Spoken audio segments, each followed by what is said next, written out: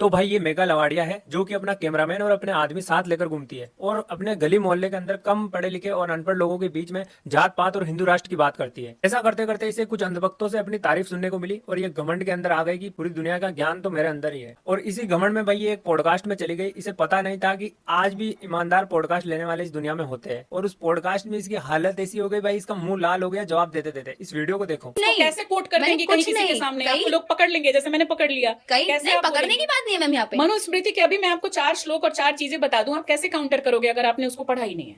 मुझे काउंटर करने की जरूरत नहीं है। मैं यहाँ डिफेंड करने नहीं आई हूँ अपने सनातन धर्म को। मैं वर्ण व्यवस्था की बात मैं यहाँ डिफेंड करने नहीं आई हूँ। मैं किसी भी चीज को मैं वो चीज बताने आई हूँ। मैं वो चीज बताने आई हूँ जो मुझे सही बताई गई या फिर जो मुझे सही लगी। मुझे वहां सही लगा ब्राह्मणवाद जिंदाबाद का नारा देना, इसलिए मैंने वो नारा दिया। बस ने कहा है कई इंटरव्यू में कि मनुस्मृति को आप सपोर्ट करती हैं, तो आपको लगता है कि मनुस्मृति में ऐसा था कि कोई सुबह में ब्राह्मण है, दोपहर में क्षत्रिय, शाम को सनातन धर्म में ऐसा है। और सनातन धर्म को डिस्क्राइब करने के लिए आप जितना पढ़ेंगे, आप धर्म शास्त्र का नाम बताइए। सनातन धर्म को डिस्क्राइब करने के लिए आप जितना धर्म शास्त्र पढ़ेंगे उतने कम है। एक भी धर्म शास्त्र का नाम बताइए जिसमें आप जो बोल रही हो परिभाषा हो।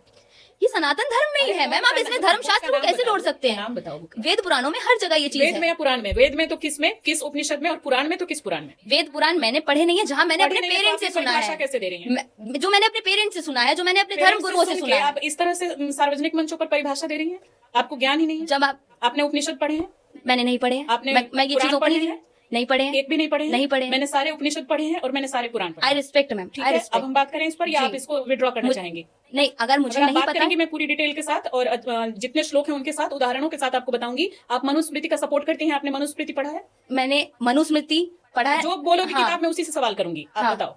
मैंने मनुस्मृति भी नहीं पढ़ा है। मैंने कुछ नहीं पढ़ा है। I totally accept. फिर आप यहाँ टोटली साथ बैठी हूँ, मैं कैसे सवाल करूँ? उसका रीजन है जो मेरे बड़ों ने बताया। मैं उस चीज को मानती हूँ। बड़े बता देंगे कुछ भी उल्टा सीधा, आप उसको मान लेंगे? क्या उल्टा सीधा? बड़े तो सती प्रथा करवाते थे, बड़े तो बाल विवाह करवाते थे, बड़े तो बहु विवाह करवाते थे। वो सारी कुप्रथाएं हैं, वो सारी कुप्रथाएं हैं, उन्हें छोड़ के आगे बढ़ चुके हैं। माना जाता था। हाँ, वो सारी सनातन का बड़े ही तो बात है मैम। मेरे दादाजी के टाइम तक, आपके दादा या परदादा के टाइम तक ये सब माना जाता था। बिल्कुल। बहु विवाह, बाल विवाह। मैं तो राजस्थान से आती हूँ, वहाँ पे सबसे सती प्रथा। आप जिस जगह से आती हैं, आप जब तक पढ़ेंगी नहीं पुराने जो हमारे दादा परदादा क्या कर गए, बड़ों से सुन लिया आपने, मान लिया, खुद क्यों नहीं पढ़ा?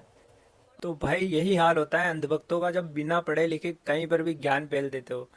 भाई एक ना एक दिन ऐसा हाल सबका होगा जो बिना पढ़े लिखे ज्ञान फैलते हैं, अपने आप अपने ऊपर घमंड करते हैं कि मेरे अंदर ये पूरी दुनिया का ज्ञान आ रहा है। भाई ऐसा कुछ भी नहीं है, तुम भी गलत हो सकते हो। दुनिया में बहुत सारा ज्ञान है, बहुत सारी चीजें है, बहुत सारे हमको सीखना है। और बिना सोचे समझे कुछ भी गलत बोलना ये बहुत ही गलत चीज है, क्योंकि आधा अधूरा ज्ञान बहुत ही खतरनाक होता है, सुनने वाले के लिए भी और बोलने वाले के लिए भी।